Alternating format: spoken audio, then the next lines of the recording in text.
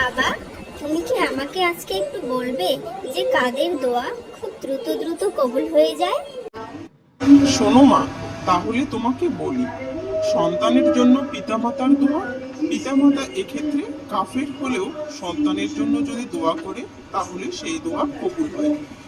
আর ন্যায় বিচারক বাদশাহ, মন্ত্রী, উজির, নাজির ও হাকিমদের দোয়া কবুল হয়। হাজীদের দোয়া, যে পর্যন্ত না সে নিজের ঘরে ফিরে আসে। মুজাহিদের দোয়া, যে পর্যন্ত সে জিহাদ থেকে ফিরে আসে। তারপর অপর এক মুসলমান ভাইয়ের জন্য যখন কোনো মুসলমান ভাই দোয়া করে সেই দোয়া কবুল হয়। অত্যাচারিত ব্যক্তির দোয়া, যে পর্যন্ত না সে অত্যাচারী থেকে প্রতিশোধ গ্রহণ করে।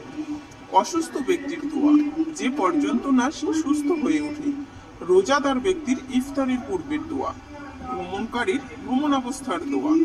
অনুপস্থিত ব্যক্তির দোয়া, অর্থাৎ যার জন্য দোয়া করা হয় সে যদি গায়েব থাকে। ছাত্রদের জন্য উস্তাদের দোয়া। বাবা, এছাড়াও কি আর কারো দোয়া কবুল হয়? তাহলে শোনো মা, আরো তোমাকে বলছি। বাধ্য ও অনুগত খেদমতগার সন্তানদের দোয়া পিতামাতার জন্য কবুল হয়। বিশুদ্ধ তওবাকারীর দোয়া আল্লাহ তাআলা কবুল করে নেন। সন্তান প্রসবের পূর্বে সন্তানের জন্য মায়ের দোয়া।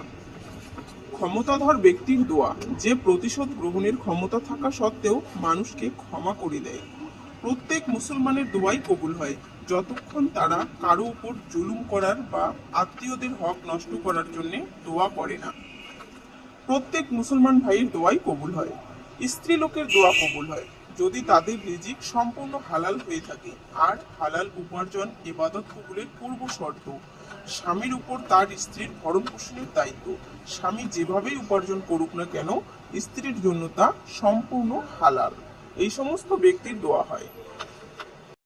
ঠিক আছে বাবা, আজ না হয় আমরা উঠি। কাল আবার আমরা দোয়া কবুল হওয়ার সঠিক সময় এগুলো বিষয় নিয়ে আলোচনা করব।